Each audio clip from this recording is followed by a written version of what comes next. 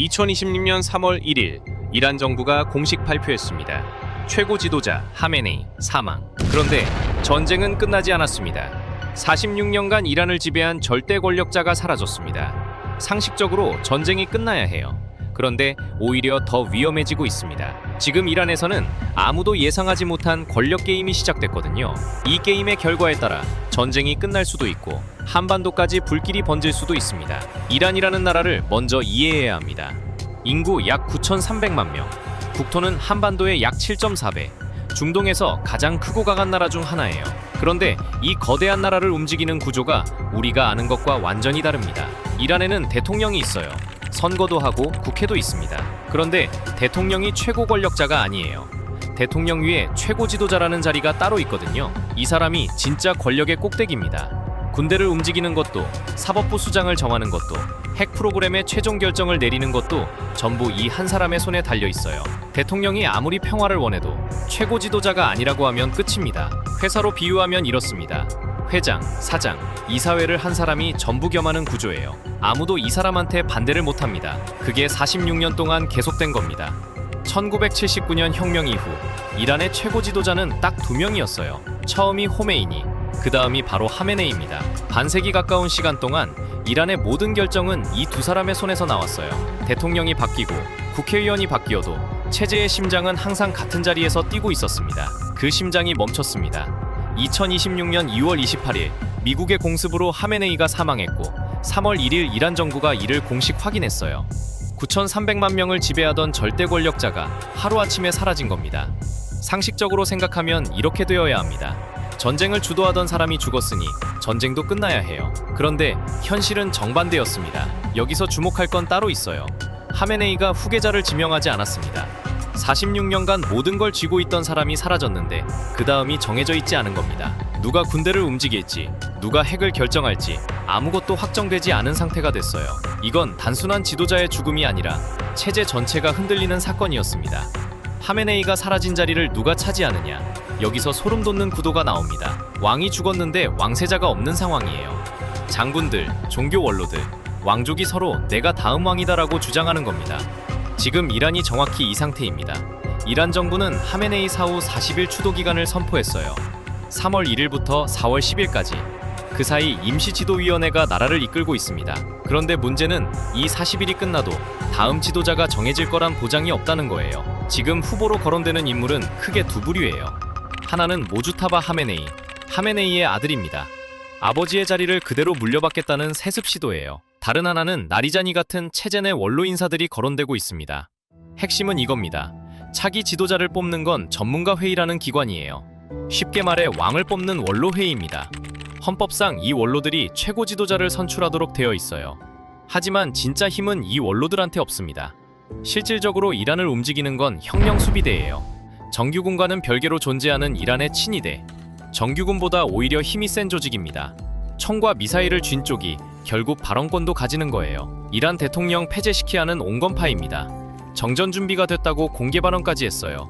하지만 대통령이 아무리 평화를 원해도 실권은 혁명 수비대가 쥐고 있습니다. 대통령 말 한마디로 전쟁이 끝날 수 있는 구조가 아닌 거예요. 결국 지금 이란 내부에서는 세 축이 부딪히고 있습니다. 첫째, 하메네이 가문의 세습 시도. 둘째, 전문가 회의의 헌법적 권한.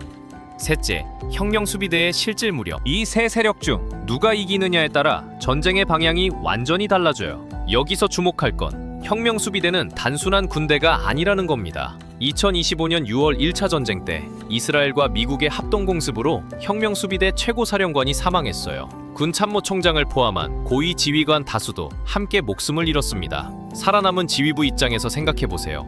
동료와 상관을 한꺼번에 잃은 겁니다. 이들이 절대 협상 테이블에 앉으려 하지 않을 거라는 건 충분히 예측 가능해요. 만약 이 혁명 수비대가 후계 게임에서 승리하면 어떻게 될까요? 전쟁을 끝낼 사람은 사라지고 전쟁을 키울 사람만 남게 됩니다. 이들이 가진 진짜 무기는 따로 있어요. 혁명 수비대가 쥐고 있는 카드, 그게 바로 호르무즈 해협입니다. 이게 왜 무서우냐면요. 호르무즈 해협, 이름은 낯설어도 이 바닷길 하나가 세계 경제의 목줄입니다. 전 세계 해상 석유의 약 20%가 이 좁은 해협을 지나가요. 하루에 약 2천만 배럴, 이게 막히면 어떻게 될까요? 이미 막혔습니다. 이란은 2차 전쟁이 시작되자마자 호르무즈 해협을 사실상 봉쇄했어요. 그 결과 하루 약 1000만 배럴의 석유 공급이 끊겼습니다. 세계가 하루에 쓰는 석유의 약 10%가 사라진 겁니다. 중요한 건 이란이 왜 이 카드를 꺼냈느냐는 겁니다. 이란은 미국을 군사적으로 이길 수 없다는 걸 본인들도 알고 있어요. 거리도, 기술도, 무기도 다 열세입니다. 그래서 전략을 바꿨습니다. 군사전이 아니라 경제전을 선택한 거예요. 핵심은 이겁니다. 이란은 2만 달러짜리 저가 미사일을 쏘고 미국은 그걸 막으려고 수십억 원짜리 패트리엇 미사일을 씁니다. 한 발 쏠 때마다 미국이 수백 배의 돈을 태우는 구조예요. 이란 입장에서는 싸우면 싸울수록 상대방 지갑이 먼저 바닥나는 게임인 겁니다. 하지만 이게 끝이 아닙니다. 전쟁 전 국제유가는 배럴당 약 63달러였습니다. 지금은 110달러를 넘겼어요. 75%나 올랐어요. 봉쇄가 길어지면 120달러까지 갈 수 있다는 전망도 나옵니다. 근데 진짜 문제는 유가가 아니에요. 이란은 여기서 한 수 더 뒀습니다. 호르무즈 해협을 지나는 유조선에 통행료를 매기겠다고 나선 겁니다. 배럴당 1달러, 얼핏 적어 보이죠? 하루 2천만 배럴이 통과하는 해협이에요. 하루 수입만 2천만 달러가 될 수 있다는 뜻입니다. 원래 이 해협은 누구나 자유롭게 지나갈 수 있었습니다. 자유통행이 보장되어 있었던 거예요. 그런데 이번 전쟁으로 그 보장이 사라졌습니다. 이란은 이제 대놓고 통행료를 걷겠다는 겁니다. 그래서 이란은 전쟁을 끝내고 싶지 않습니다. 호르무즈를 쥐고 있는 한 전쟁이 길어질수록 이란의 경제적 입지는 오히려 강해져요. 게다가 미국 앞에서 무릎 꿇지 않는 나라라는 이미지까지 얻고 있습니다. 반미 진영에서 이란의 위상은 지금 역대 최고예요. 세계 석유의 20%가 지나가는 길목을 쥔 나라에게 이건 전쟁이 아니라 사업입니다. 전후에도 이 경제권을 유지하는 게 이란의 궁극적 목표예요. 호르무즈 봉쇄가 한국에 미치는 영향, 이게 상상 이상입니다. 반도체부터 무너져요. 중동 전쟁이 한국이랑 무슨 상관이냐고요? 남의 나라 전쟁이 아닙니다. 직격이에요. 반도체부터 무너지고 있습니다. 반도체를 만들려면 헬륨이라는 가스가 반드시 필요해요. 칩을 깎는 공정에서 웨이퍼를 냉각하고 진공 상태를 유지하고 가스 누출을 검사하는 데 쓰입니다. 이 헬륨 없으면 반도체 공장 자체가 돌아가질 않아요. 그런데 세계 헬륨 공급의 약 30%를 담당하는 나라가 카타르예요. 호르무즈 해협 바로 옆에 붙어 있는 나라입니다. 한국은 헬륨 수입의 65%를 카타르 한 곳에 의존하고 있어요. 봉쇄가 시작되자마자 헬륨 현물 가격이 전쟁 전 대비 2배로 뛰었습니다. 최근 일주일 사이에만 50% 더 올랐어요. 그런데 헬륨은 저장할 수 있는 기간이 고작 40일밖에 안 됩니다. 물류가 끊기면 삼성전자와 SK하이닉스 생산 라인이 멈출 수 있다는 뜻이에요. EU에서는 연료 배급제 우려까지 나오고 있고 한국 제조업 생산비가 12% 늘어날 거라는 경보가 떴습니다. 호르무즈 봉쇄가 반도체 공급망을 타고 우리 경제를 직접 흔들고 있는 거예요. 두 번째 충격은 방공망입니다.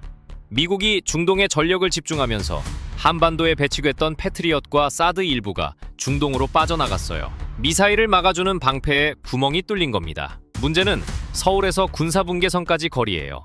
40에서 50km밖에 안 됩니다. 북한이 도발하면 수도권이 직접 위협받는 구조예요. 그런데 미국은 지금 중동과 동아시아 두 개 대규모 전장을 동시에 관리할 능력이 부족합니다. 방패가 빠진 틈을 노리지 않을 나라가 있겠어요? 세 번째가 가장 무서운 대목이에요. 북한과 이란의 그림자 협력입니다. 숫자를 보면 구조가 드러납니다. 북한은 핵탄두를 약 50개 보유하고 있고 핵실험을 6번 했어요. 대륙 건너서 날아가는 미사일도 갖고 있습니다. 사거리 15,000km. 반면 이란은 60% 농축 우라늄을 441kg이나 쌓아뒀지만 핵실험은 단 한 번도 못했어요. 대륙간 미사일도 없습니다. 그런데 미국은 이란만 때려요. 왜일까요? 북한은 건드릴 수가 없기 때문입니다. 서울과 일본이 사실상 인질이고 중국과 러시아가 뒤를 바치고 있거든요. 핵심은 이겁니다. 이 전쟁이 끝난 뒤 북한이 이란에 핵무기 재료를 만드는 기계 기술을 넘기면 이란은 1년에서 2년 안에 핵 능력을 복구할 수 있어요. 미국이 수조 원을 써서 폭격한 게 원점으로 돌아가는 겁니다. 게다가 이란이 전쟁에서 얻은 실전 데이터가 북한으로 흘러갈 가능성도 있어요. 북한은 매년 핵탄두를 10발에서 17발씩 추가 생산하고 있고 2040년에는 최대 430발까지 늘어날 전망입니다. 서울이 인질인 거예요. 미국이 중동에 패트리엇을 빼갔는데 그 빈자리를 북한이 노리지 않을 거라고 누가 장담하겠습니까? 그렇다면 이 전쟁은 대체 어떻게 끝나는 걸까요? 시나리오는 3개입니다. 첫 번째, 가장 좋은 시나리오. 왕을 뽑는 원로회의. 전문가 회의가 온건한 후보를 선출하는 겁니다. 새 지도자가 미국과 종전협상에 나서고 제재가 풀리고 유가가 안정됩니다. 하지만 가능성이 가장 낮아요. 혁명 수비대가 가만히 앉아서 권력을 내줄 리가 없거든요. 두 번째, 세습 시나리오. 하메네이의 아들 모주타바가 아버지 자리를 물려받는 겁니다. 세 번째, 최악의 시나리오. 혁명수비대가 실질적으로 권력을 장악합니다. 막다른 골목에 몰린 쥐는 고양이를 물 수밖에 없는 거죠.